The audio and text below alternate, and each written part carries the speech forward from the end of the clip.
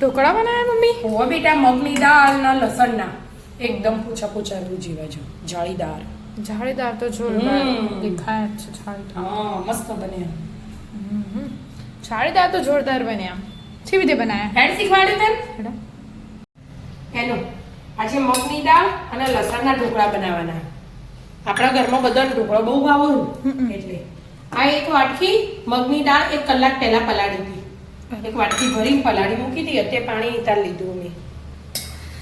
એ મિક્સરમાં એડ કરી લઉં. ટાઈમ હોય ને તો કલાક પહેલા પલાળી દેવાની, અને ટાઈમ ના હોય તો 10-15 મિનિટ પછી બનાવવા હોય તો થોડું નવાયું પાણી કરી દેવાનું ગરમ, અને એમાં પલાળી દેવાનું. બરાબર. નાસ્તામાં હોય ચાલુ. મેં લસણ લઈ લીધું અને તીખા મરચાં લીધા 3 અને આદુનો ટુકડો.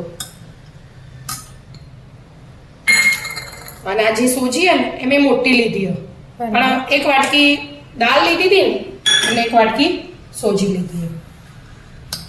મોટી સોજી લેવાની, અને નાની લીધી હોય ને તો મિક્સરમાં નહીં એડ કરવાની, ડાયરેક્ટ એડ કરવાની મિશ્રણમાં. અને અડધી વાટકી આપણે દહીં લઈ લઈશું મોં. ઘેર જ જમાયેલું આપણે અડધી વાટકી થઈ જાય ને એ એડ કરી દેવાનું દહીં,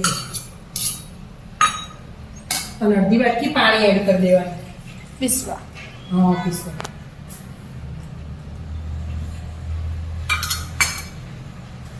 અને સ્વાદ પ્રમાણે મીઠું એડ કરી દેવાનું.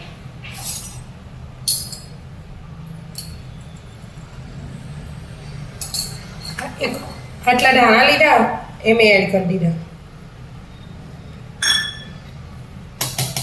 પીસી લેવાનું. આટલું પીસી લેવાનું. પીસાઈ ગયું? હા બેટા, પીસાઈ ગયું. થોડા કલર આવ્યો. ધાણા નાખ્યા હતા ને એટલે બધું લઈ લેવાનું.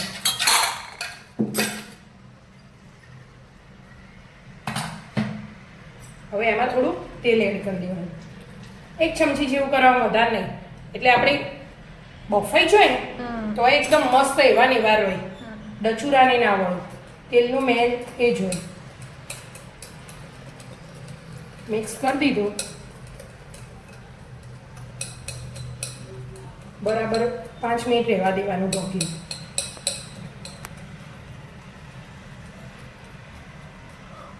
એમના એમ જ રહ્યા દેવાનું. હા, આમ નામ ઢોકી દેવાનું. બરાબર. 5 મિનિટ થઈ જાય. હા બેટા, મિક્સ કરી દેવાનું બરાબર. મિક્સ થઈ ગયું. એમાં આપણે સોડા ટાટા સોડા લીધાનું, અને એના ઉપર થોડુંક લીંબુ એડ કરી દઈશું. અડધું જ લીધું અમે. આપણે દહીં મોડું હતું ને એટલે વધુ ના હોય. દહીં ખાટું લીધું હોય ને તો લીંબુ નહીં એડ કરવાનું, પાણીથી કરી દેવાનું. બરાબર બધું બે મિક્સ કરી દેવાનું. પાણી ઉકળતું કરી દીધું અમે. હવે તેલ લગાવી દેવાનું ડીશ ઉપર.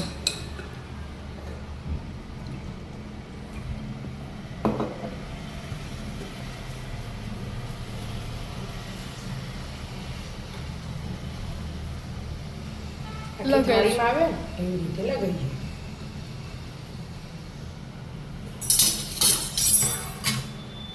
પાથરી દેવાનું. બધું એક થાળીમાં જ આવી જશે કે? હવે ઉપરથી થોડો મરી પાવડર.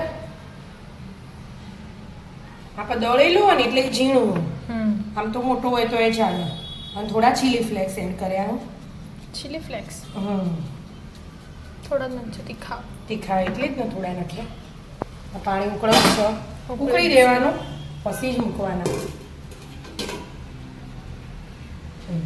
હવે મૂકી દેવાના. 10-12 મિનિટ થવા દેવાના. 10-12 મિનિટ થઈ. હવે ચેક કરી. વાહ,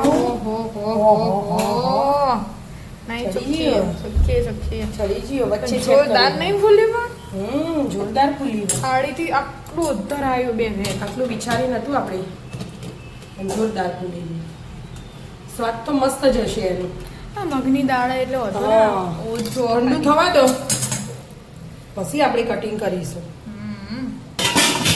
ઠંડુ થઈ ગયું હવે બેટા હવે આપણે એનું કટિંગ કરીશું એટલા મેં વઘાર મૂકી દીધો એટલે તેલ ગરમ ગરમ થાય ચમ આવું થયું ફૂલ બધી બાજુ થઈ પણ આ બાજુ કોક વધારે જ ફૂલી ગયું ખબર નહીં ચમ એવું થયું હોય એ તો મને આખા ફૂલમાં તો મસ્ત ફૂલ્યું એકદમ જાળીદાર લાગે હો હવે જોઈએ તો ખબર પડે પૂછું તો એટલી તો ખબર પડી સરી ફરાય એ હિસાબે કટિંગ થઈ ગયું બધું ઠંડુ થાય એટલે જ હંમેશા કટિંગ કરવાનું એટલે તમે આમ કરીને આમ કરો ને એની ગળી જો હજી ગરમ જ છે વરાળ છે નીકળી જોરદાર પેલા એ થયા હા જાળી પડી છે ચોખા વાહ વાહ મસ્ત બની મસ્ત બન્યા મગની દાળના સ્મેલ મસ્ત આવો લસણ ને બધું આદુ ને મરચાં ને બધું આવે ને જે લસણ ના ખાતું એના લસણ સ્કીપ કરી દેવાનું બરાબર હવે આપણે વઘાર કરશું આપણે તેલ ગરમ થઈ જવા આવ્યું ગોઠવી દે જેમ હતો એમ હા મસ્ત બન્યા તેલ ગરમ થઈ ગયું તેલ ગરમ થઈ ગયું થોડી રહી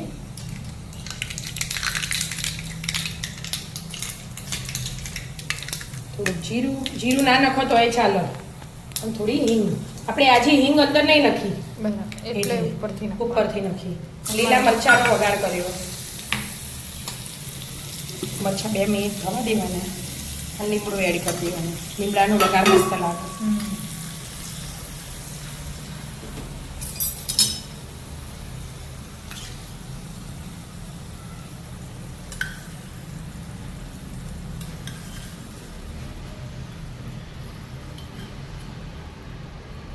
મસ્ત મજાનો વઘાર થઈ ગયો કેટલી મસ્ત સ્મેલ આવી ને એનું સ્મેલ તો મસ્ત આવે મસ્ત મજાના મગની દાળના અને લસણના એકદમ પોચ્છા રોજ એવા જાળીદાર ઢોકળા બનીને તૈયાર તો આવી જાઓ મિત્રો મસ્ત મજાના મગની દાળ અને લસણના ઢોકળા ખાવા મિત્રો અમારા વિડીયો ગમતા હોય તો લાઈક શેર અને સબસ્ક્રાઇબ કરજો રાધે રાધે